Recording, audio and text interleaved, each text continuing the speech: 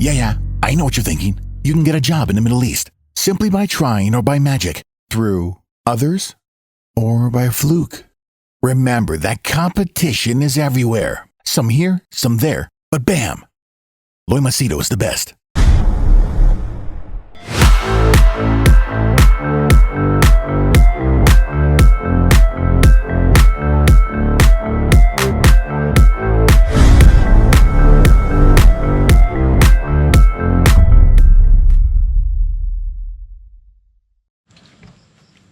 All right, in this video I'll share with you kind of they have these terms, red pill and black pill and all that. What they're trying to say is, I'm going to give you the hardcore reality of things. So, I'm not very well versed with these terminologies, but I will give you one of the hard truths, or instead of giving you red pill, blue pill, black pill, the bitter pill of reality. Okay, so listen to what I have to say and let me know your thoughts, whether you agree or disagree. I'm pretty sure you must have noticed people say that when you have money, you have friends, when you have success, when you're famous, you have people all around you. You get people who, if you have a good corporate position or you're successful, means you're up there, everyone wants, you in their circles. They'll invite you for parties. Girlfriends, you'll get girlfriends. Girls will want you. Even like they say in India, no? Even the parents would want you to marry their daughter, or they'll say, oh, he's like my son and this and that. But the day you lose your money, the day you lose your power, your success, your fame, or whatever put you at that pedestal of excellence, when you lose that, then everyone vanishes. Now, there are two ways to look at it. Either you can feel bad and complain about it, like they say, bitch and moan and groan and, all my friends left me when I went through crisis and all.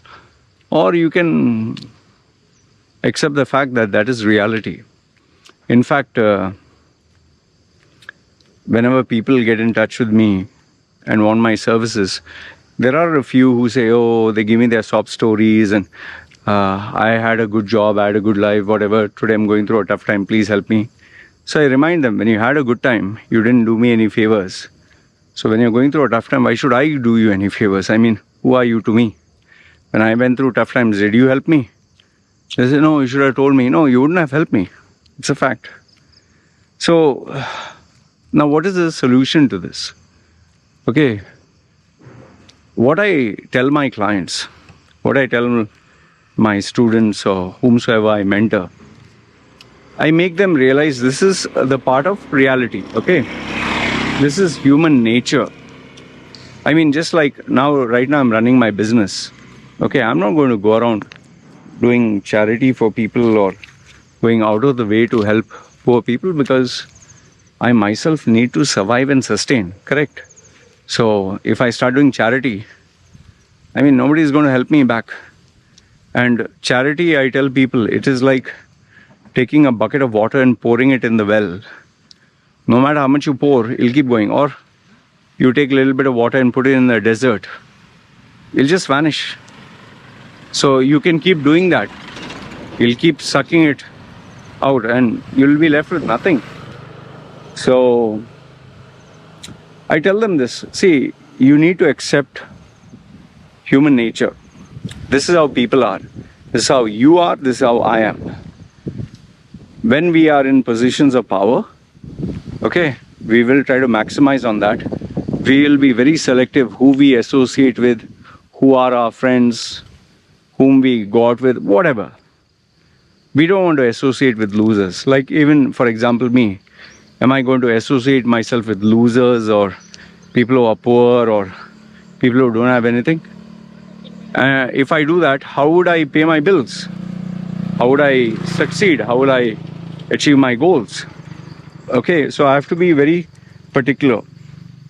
Even you, if you have your goals, if you have your dreams, you're going to focus on people above you. So what I tell people is, the first thing, keep this much in mind. Focus on making sure the power that you have, the money that you have, you protect it. And you make sure that you stay in that position of power. That is number one. And number two is, always remember people change. As long as someone has emotions and feelings and a brain that can think, people will always change. They'll not remain the same. Like, for instance, I give you the example, no?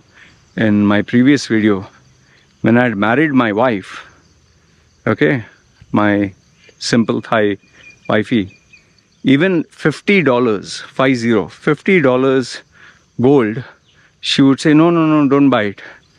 And when I did make her realize that it's okay, take it, the first birthday, when I asked her, how much is your budget for your birthday? She said $100. That was the most expensive thing for her. Fast forward after 6 years, hi doggy, you're licking my hand. Nice. Fast forward after 6 years, when I asked her the same question, see this guy, he's bumping into my leg. What? So I was saying, fast forward after 6 years, when I asked my wife, what is your budget for your birthday? Like, what kind of gift you want? Obviously, she wanted gold. Where once upon a time it was $100. That was the maximum. This time she asked me, $10,000 to $15,000. Seriously. And she told me, I want gold worth 10 to 15,000 US dollars. She didn't feel shy about it. Just imagine, where is $100? Where is $10,000 to $15,000? Now, why did it go that way? Why? Because, in psychology, they use this term, no? Hedonic treadmill. Her standards kept increasing. As she enjoyed more and more money, she forgot her roots. She forgot where she came from. And, it's same like when people, when they start their careers, they might stay in a bed space, or they might sleep in a basement. Then once life improves a little bit, they take maybe a decent sharing room, and then maybe when life improves, they'll take a room with the toilet. Before, maybe they had to share or go, they have these toilets which are there outside the room. So they'll have one room with a toilet attached. And then when life improves even better, maybe they'll have a hall room, maybe they'll have a bedroom, a single bedroom. Then when life becomes even better, maybe a double bedroom. When life improves even more, they'll maybe go to a slightly posh locality. And while life improves a little more, they'll go to maybe a villa. So, people always increase in terms of what gives them pleasure. They want the even more expensive lifestyle. So as they earn more, they spend more. And they expect more. It's like maybe before you travel economy, cheap, then you'll go, slightly upper, maybe premium economy, then maybe business class, then maybe first class. Same thing with cars. First you'll buy a second-hand broken down Toyota, then maybe a decent second-hand Toyota, then a brand new Toyota, then a Toyota with all options, then a maybe Toyota which is the best, then maybe you'll go for Lexus, same way. So given that human need and human greed, greed especially, cannot be stopped, you have to play the manipulative game, of controlling people. So when you give them, don't give them things easily, or they'll take you for granted. When you're gifting something, remember, whatever is the gift, the level or the expense you're giving them, that will be the new standard. And once you increase that, that becomes the new standard. And then if you increase that budget, That becomes a new standard. So that is why even when guys are dating females, I tell them, don't give your female the best of the best right from day one. You give her the best of the best. You give her at 100% of your capacity. Next time you bring it down to 95, it will not be that great. But if you give her at 10 and increase to 15, then there is progress. So keep that in mind. And also keep in mind that sometimes whatever you give the person, they'll keep taking, and one fine day they might just go. So that is why when people, men or women tell me, I gave 10 years of my life to this female, or a female tells me, I gave my body, I gave my soul, I gave my trust, I gave everything. He enjoyed with me properly 10, 15 years. Now he has dumped me for a young female. Yeah, that's also a problem now. Who asked you to give? He didn't put a gun to your head. You willingly gave, right? So when you keep doing stuff like this, when you keep making decisions like these, based on emotions and feelings, not using logic, not using a little bit of your head, I mean, there is nobody else to blame but you. You cannot hold anyone else accountable for the choices that you make. So, and also keep in mind that maybe today a person will be very nice with you. They'll be very nice, very sweet, very loving. That same person tomorrow can be your biggest enemy. That is where I tell people, your closest friend can become your biggest enemy. That's another problem I've noticed. The ones who are closest to you end up being your biggest enemy. That is why even in your office, the colleague who knows all your secrets or everything about you, if tomorrow things don't work out well, he might share all these secrets out. So, like I tell people, trust someone, but verify. Trust, but verify. So what does it mean is, don't believe someone so much that you let go of your inhibitions, you let go of anything that gives you, power. Like for example, if you see this Indian movie, I don't know if you're an Indian, if you can get subtitles, watch it. It's a very nice movie. I like it. Bagban. I don't know what's the English translation to the name. But it is a veteran actor. His name is Amitabh Bachchan and Hema Malini, both of them. They act as parents to this bunch of kids. Kids means the children, 2 boys or 3 boys, whatever, they have grown up to be men. They are working, they are married, they have their wives. And he also has adopted an orphan whom he gave education, and he's also grown up. He's going to get married. So then the mistake that Amitabh as a father, he's playing the father role, he does is he gives his property equally to all the sons. And his sons, in the beginning, they show that they love him and they spend time with him. They're fighting for the dad. No, let dad and mom stay with me. Other ones say, no, let my dad and mom stay with me. They're actually fighting for the father to be with them. But when he's not there, what he doesn't know is the father is these kids actually want the property. So when he decides to divide the property and he gives them, and then he says, okay, I've given it all to you. Now you decide. I know you'll fight for me and the mother to stay together. You decide whom you want, who will allow the other person to keep us. So he says, you discuss, we'll come back. So they go, and the father tells his wife, Amitabh tells Hema Malini, I'm sure they'll be fighting. No, dad will stay with us. Dad and mom both will stay with us. And saying it'll be so nice to see how much they love us. But what he doesn't know is they're sitting between themselves and saying, what the fuck, man, I'm not going to keep this old man and lady with me. There's such a bloody headache, and they actually don't want. And then finally They decide, okay, let's do this. They've always been together. Let's break them apart. Okay, you keep the father, I'll keep the mother. And they can't bear that. They'll not want to stay.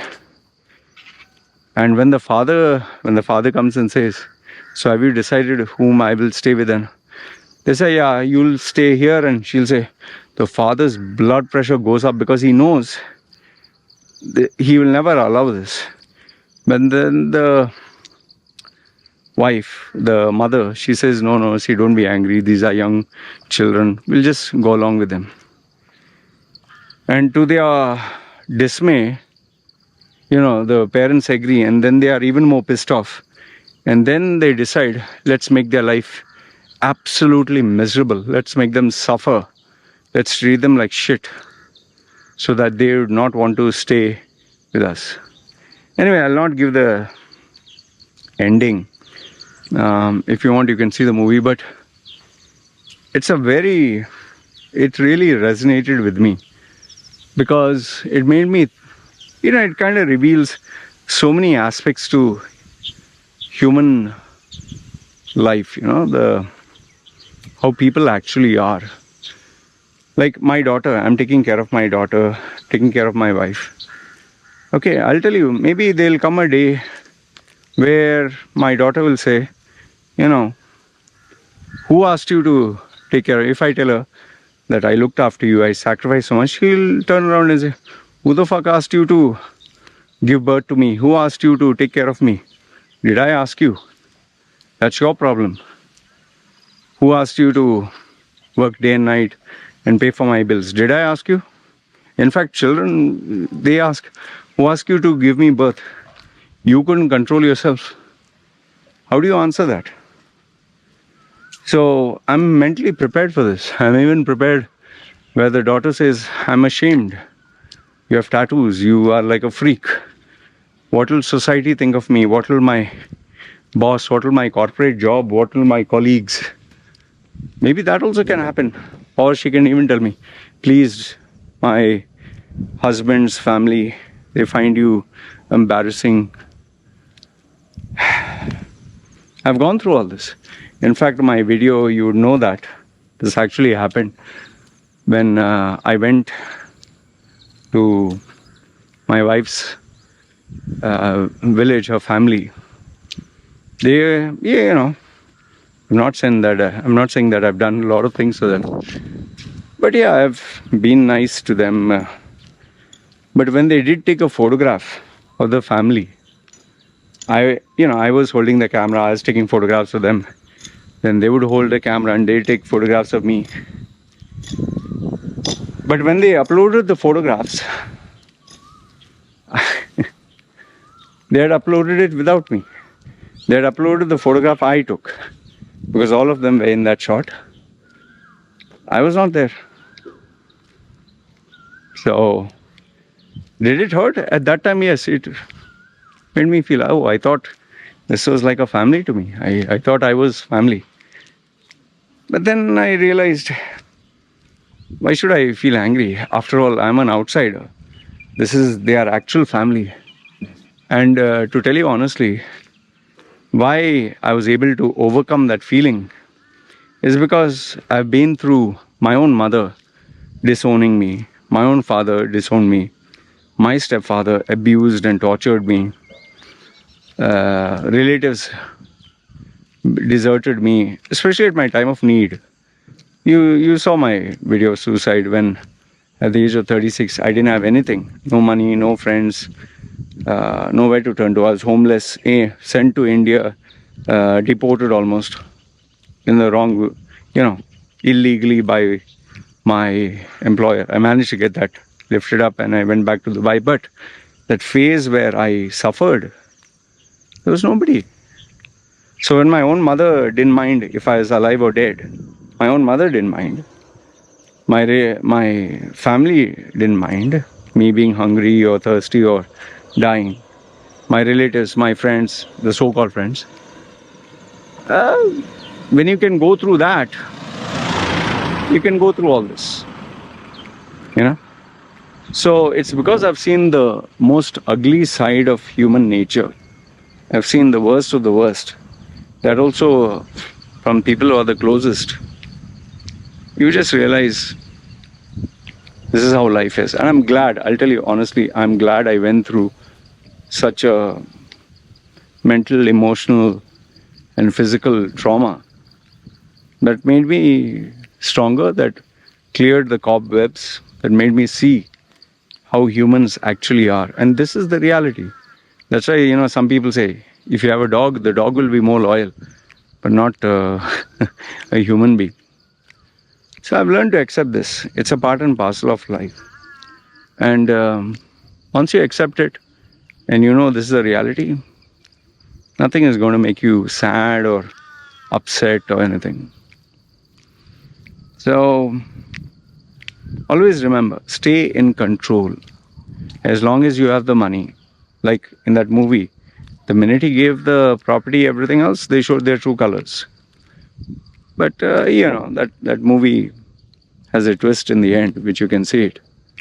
So for me,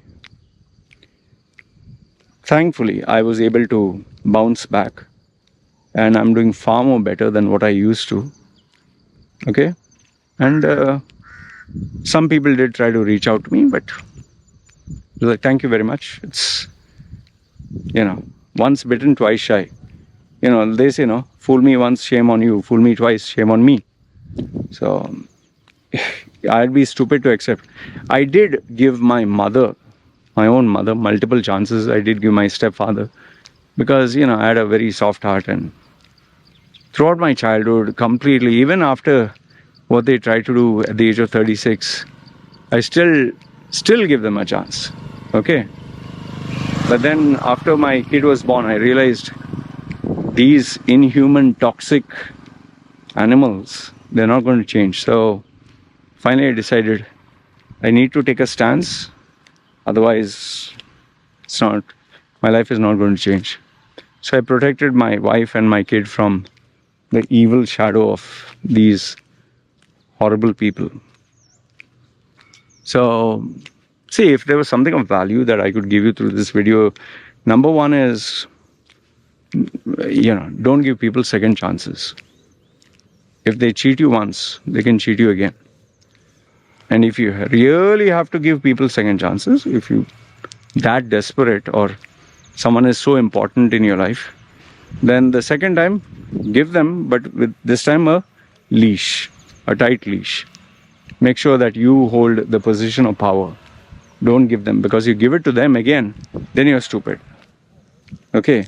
Once a person violates your trust, okay, the second time, let's say for example, in a company, you have this person who you trusted 100%, and the person is very important to your company, and the person tried to cheat you, and let's assume that you don't want to throw this person out. The person is too valuable, okay, and you're ready to give them a chance. This time put proper controls in place, whereby anything happens, you are updated and informed. Don't make the mistake the second time around. Okay, that's one. The second thing is, always remember, when you have power and money and success in your hands, the good days, all these people will be like snakes in the grass. They will come and kiss your ass. All this is fake. It is not the love, devotion, admiration. It's not for you. It's for that money. It is for that power. It is for that success.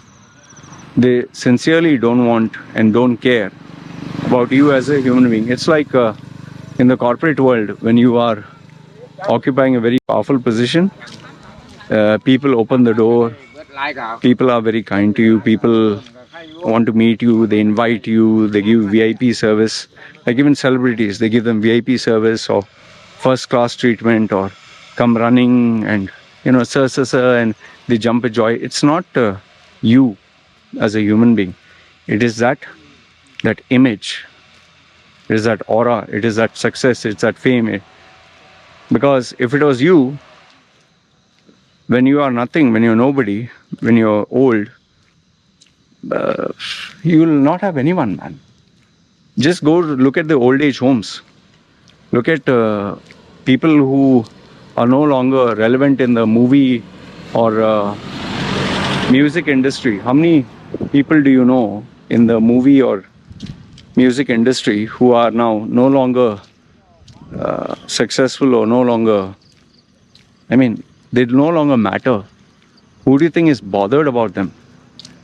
People only follow and admire those who are at that position of power, success, and yes, because they want something from you. Like on LinkedIn, if you're a CEO or if you're a powerful guy, people will busy kiss your ass. Now they do it. They like and appreciate your comments and write down, oh, fantastic, that's amazing, this and that.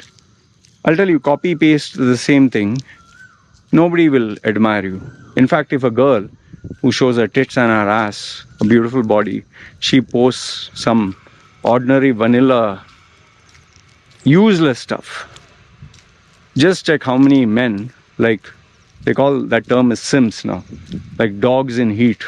Oh, so amazing, so touching. Oh, you're so wise. Oh, you're this, you're that. Why? Because they want to get in between her legs. Copy paste the same thing and you use it. Or let a fat, really fat, ugly girl copy that. How many will be bothered about it? Nobody. So when you notice all these things now, you realize, and that makes you smarter, that makes you wiser, that makes you more mature. But remember, take personal responsibility for your life. Don't, when good things happen, you take credit for it.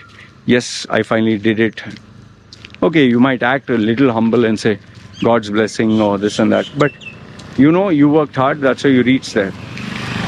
In the same way, when there's a failure, don't blame, market conditions. Then when you succeeded, it was market conditions. You failed, also market conditions, no? So keep the same standard. So what I suggest to people is, take personal responsibility. Good happens, it's your fault. It's your credit. Bad happens also, you take credit for it. Both the ways. So then don't blame anyone. That is why I always make sure I keep myself on the edge. That is why I don't want to know anyone. I don't want anyone as a friend.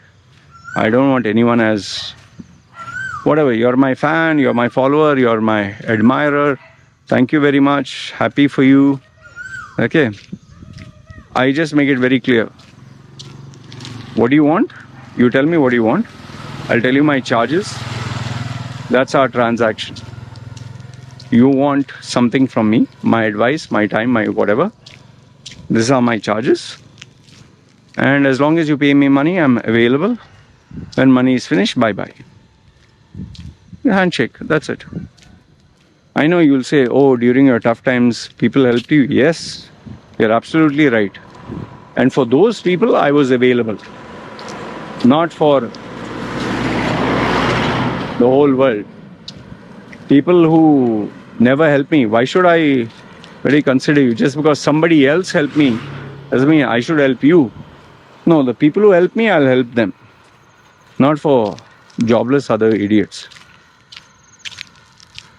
So anyway, this is what I wanted to share with you guys. I don't know how far you'll consider what I have to say. But yeah, one final thing. Remember, even your spouse and her parents and her relatives and her friends. This I've noticed with my clients. Okay. I've even given you my example. Like, they will forever love their own child. You are just there to enhance the experience and be a provider for their daughter or for their child.